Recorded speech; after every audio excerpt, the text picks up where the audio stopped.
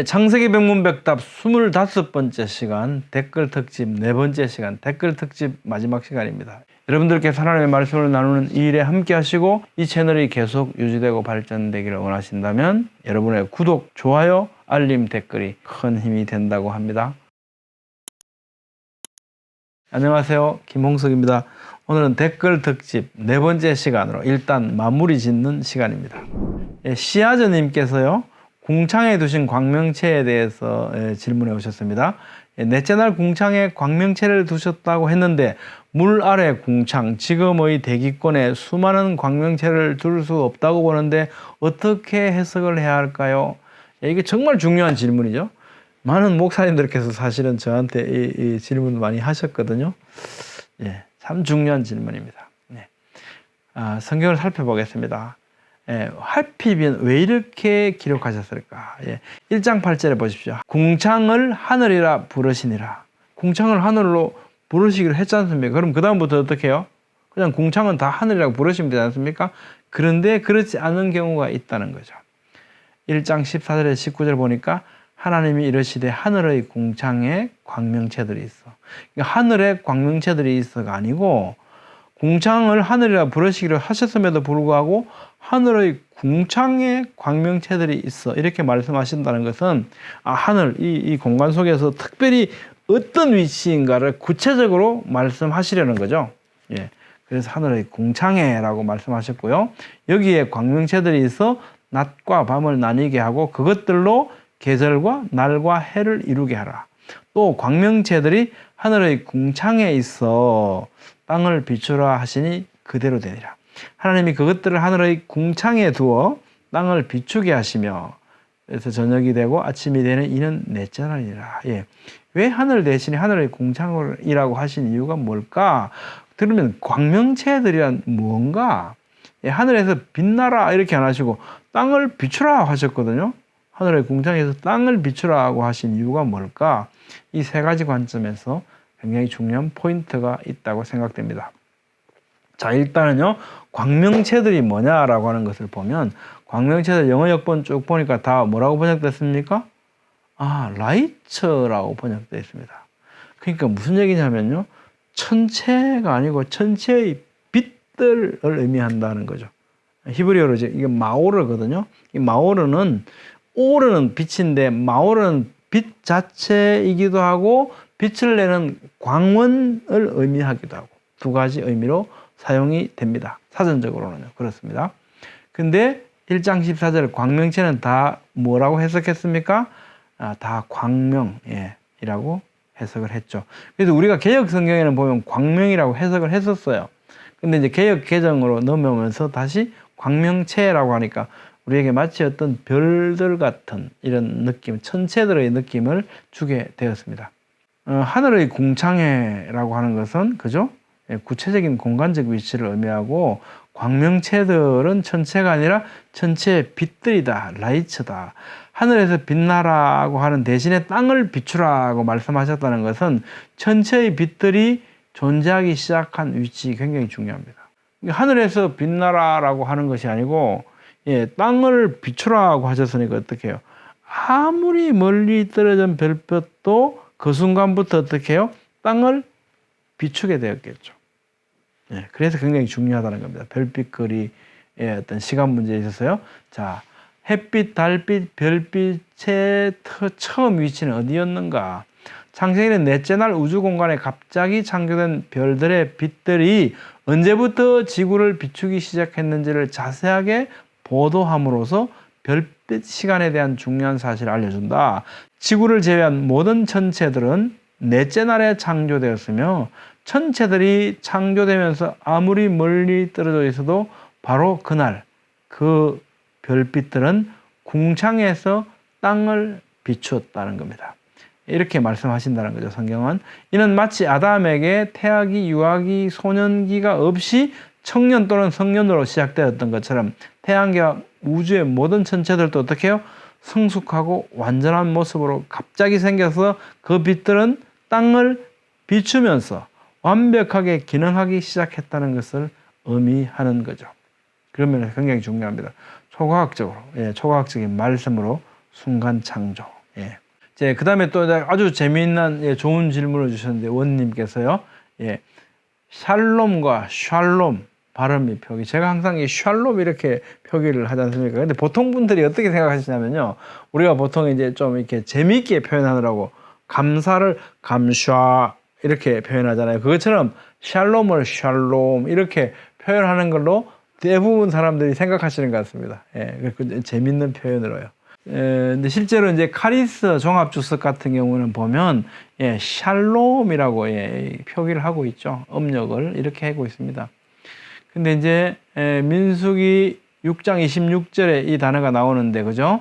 여호와는 그 얼굴을 내게로 향하여 드사 평강 주시기를 원하노라 할지니라 하라. 평강, 샬롬이죠. 샬롬. 옥스포드 원어 성경 대전에 보면 뭐라고 음력했냐면 샬롬이라고 음력을 했죠. 요거 한번 보십시오. 여기 점이 여기 있는 게 있고 여기 어디 있냐에 따라서 달라지는데요. 요 점이 여기 아니고 여기 있으면 이게 신이 되고요. 오른쪽에 어깨 위에 있으면 요거는 쉰이 됩니다. 만약에 이게 왼쪽에 있는 왼쪽 어깨에 이 점이 있는 이 단어였다면요. 이게 신이니까 샬롬이 됩니다. 근데 이게 오른쪽에 있는 게 쉰이잖아요. 그럼 이게 쉰이니까 쉬알롬이 되는 겁니다. 쉬알롬. 그럼 어떻게 되니까 표기가 샬롬이죠. 수아 이런 리을 달린 이런 단어는 없잖아요. 우리 표기에. 그러니까 이게 샬롬이 되는 거죠. 그래서 이게 히브리식 사실은 발음인 겁니다. 옥스포드 원어 성경대전에 이렇게 말하고 있거든요. 본서는 히브리어 마소라 본문의 자음과 모음이 나타내는 발음을 정확히 한글로 옮기기 위해 최선의 노력을 다하였다. 그러면서 이제 이렇게 샬롬이라고 이렇게 표기를 해주고 있습니다. 또 그 말고도 이제 디럭스 바이블을 보면요. 거기도 보면 이렇게 샤로 발음하고 있죠. 샬롬. 근데 이게 왜 샬롬이라고 하는지 모르겠어요. 이게 샬이죠. 샬롬. 자, 이건 이제 발음이 맞고 틀리고 문제가 아니고요. 예를 들면 우리가 이제 뭐 요즘 우리나라에 많이 돌아다니는 BMW 자동차 같은 경우, 우리 BMW 이렇게 얘기하잖아요. 근데 원래는 BMW 아니고 뭐겠습니까? BMW거든요. 왜요? 독일차지 않습니까? 이게 독일식 발음으로 하면 BMW거든요. 근데 우리는 보통 BMW라고 그러지 않습니까? 그걸 누가 틀렸다고 하겠습니까? 아니죠. BMW 영어식 발음이고요. BMW는 독일식 발음인 거죠. 그러니까 샬롬의 영어식 발음이 샬롬이다라고 하면 괜찮을 것 같습니다. 그렇게 하면 틀리고 맞는 문제는 아니고요. 근데 히브리식 발음을 하자면 뭐 샬롬이 아니겠는가 이렇게 생각해 볼 수 있겠죠. 저는 뭐 일부러 그런 게 아니고 그냥 늘 샬롬이라고 그냥 처음부터 써왔어요. 그러다 보니까 그냥 이렇게 쓰는 겁니다. 우리 삶의 목적님께서요, 야곱이 이집트로 내려갈 때 고핫도 함께 가지 않았냐. 이거 제가 21번째 시간에 설명을 드렸죠. 근데 이제 한 가지 더 이제 이어서 뭐라고 제가 21번째라면 보신 것 같아요. 우리 삶의 목적님께서 보시고 나서 이런 질문을 또 하나 주셨습니다. 들어간 인원수가 72명이라고 명시를 해놓은 구절이 있는데, 그러면 이게, 실제로 72명이라고 구체적으로 뭐 했다면 고핫도 그 안에 포함돼서 내려갔다는 거 아닌가 이런 말씀이죠. 근데 성경에서 72명, 70명 하는 건요, 이 무엇을 의미하는가를 잘 이해할 필요가 있습니다. 이 숫자 때문에 이렇게 발목 잡힐 필요는 없다는 거죠.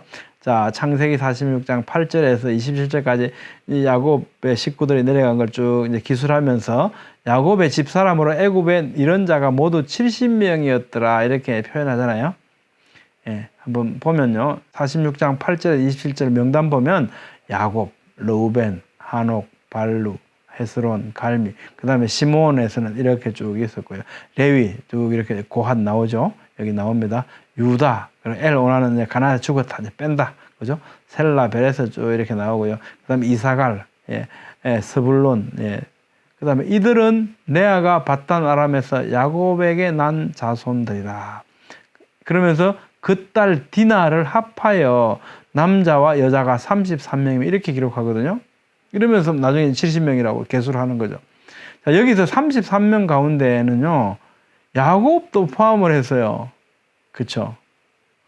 그리고 딸은 실제로 한 명뿐이었을까? 그 딸 디나를 합쳐서 남자와 여자가 33명이라 그러면 32명의 남자, 여성은 1명 이렇게 실제로 그런 비율이었을까요? 아니겠죠. 다른 실제로 1명은 아닌데 1명만 포함한 거죠. 그리고 뭐라 그러냐면 손자들도 다 레아가 낳았다라고 말하고 있죠. 이게 히브리식 표현입니다. 그 다음에 갓, 아셀, 그러면서 여기에 또 그들의 누이 세라 해서 이 여성을 또 1명 포함시키죠. 그러면서 이들은 실바가 낳은 자손들이 모두 16명이라 이렇게 말합니다. 여기서 딸은 실제로 오직 1명 뿐이었을까요? 아니겠죠. 1명만 포함시켰을 뿐입니다. 왜? 70명을 맞추기 위해서요. 손자들도 실바가 낳았다고 여기서도 말하고 있죠. 그 다음에 요셉, 므낫세, 에브라임, 그 다음에 베냐민 이렇게 낳은 아이들들 이렇게 말하면서 라헬이 낳은 자손들이 모두 14명이요. 그러면서 여기도 마찬가지로 손자들도 라헬이 낳았다고 이렇게 표현하거든요.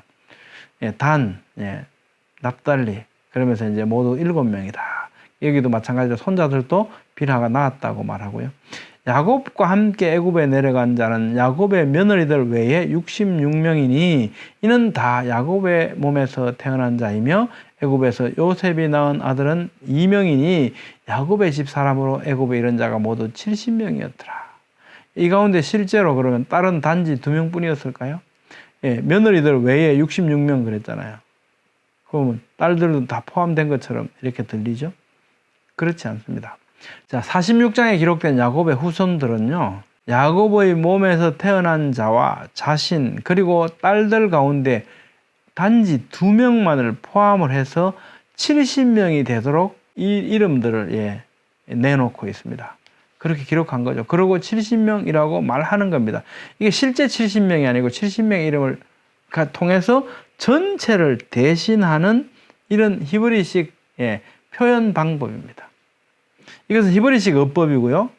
동시에 성경의 어법 가운데 하나다라고 지난 시간에 영상 가운데 2번째, 3번째, 4번째 영상 참고하시면 여러분들이 좀 더 이해하시는데 편하실 것 같습니다. 셈, 함, 야벳의 톨레도트 여기도 보면 그죠? 창세기 10장에 이렇게 노아 후손들을 보십시오. 야벳의 아들 7명. 그 다음에 또 손자들도 7명 얘기하지 않습니까? 그럼 고멜의 아들 3명, 야완의 아들 4명, 마공, 메대, 두발, 메색, 디라스 이 사람들은 아들들, 자녀들 하나도 안 낳았을까요? 아니죠. 근데 마치 7명인 것처럼 이렇게 기록을 하죠. 이것이 히브리식 어법입니다. 그리고 함, 셈, 야벳 자손들 다 이렇게 합치니까 몇 명 됐습니까? 70명이 나오거든요. 이건 다가 아니고 70명을 대표적으로 표현하면서 전체를 대신해서 아우르는 이들만의 어법입니다. 창세기 1장, 마태복음 1장, 마태복음 족보 우리 지난번에 살펴봤지 않습니까? 아브라함부터 다윗까지가 14대요. 다윗부터 바벨론으로 잡혀갈 때까지가 14대. 바벨론으로 잡혀간 후에 그리스도까지가 14대. 이 중간에 막 생략되었다 그랬잖아요. 14, 14, 14, 7의 2배수 이렇게 해서 히브리식 표현 방법이라는 겁니다. 그러니까 72명이니까 거기에 70명이니까 고아시 포함되어 있고 안 포함되어 있고 인원을 이야기할 때 인원수는 구해될 필요는 없다는 거죠. 그다음에 킹님께서요. 이모탭 경력이 기록된 바위 자료 요청하셨는데 이메일을 주시면 보내드리도록 하겠습니다. 그 다음에 킹님께서요. 홍해의 마차바퀴 유물에 대한 실체에 대해서 자료를 요청하셨습니다. 홍해 안의 마차바퀴 유물이 발견된 지 오래됐는데 아직 건전해서 전시하거나 한 소식이 없는데 자료를 구할 수 없을까요? 라고 말씀하셨습니다. 저한테 메일 주십시오. 이제 가은님께서 젊은 지구론에 대한 시각들 해서 이제 같은 창조과학 속에서도 진보적 시선, 보수적 시선이 있는 것 같아서 궁금합니다. 또 창조적 진화론 등에 대해서도 설명 부탁드립니다. 실제로 창조과학에 대해서 다양한 견해들이 있습니다. 말씀드린 것처럼 꼭 거기에 동의하지 않는 분들도 있습니다. 더 오래됐다고 생각하시는 분들이 있습니다. 그 다음에 창조적 진화론에 대한 설명은요. 창세기 1장 1절에 창조하시니라 이 진도 나갈 때 설명드리도록 하겠습니다. 지금은 태초에 지금 우리가 계속 논의하고 있지 않습니까? 감사합니다. 오늘은 댓글 특집으로 댓글 주신 과제들 가운데 4번째 시간으로 진행했습니다. 이것으로 댓글 대화를 일단락 짓고요. 다음 시간에는 태초에라는 시간에 관련된 못다한 과제들 살펴보도록 하겠습니다. 여러분들께서 하나님의 말씀을 나누는 이 일에 함께 하시고 이 채널이 계속 유지되고 발전되기를 원하신다면 여러분의 구독, 좋아요, 알림, 댓글이 큰 힘이 된다고 합니다. 감사합니다.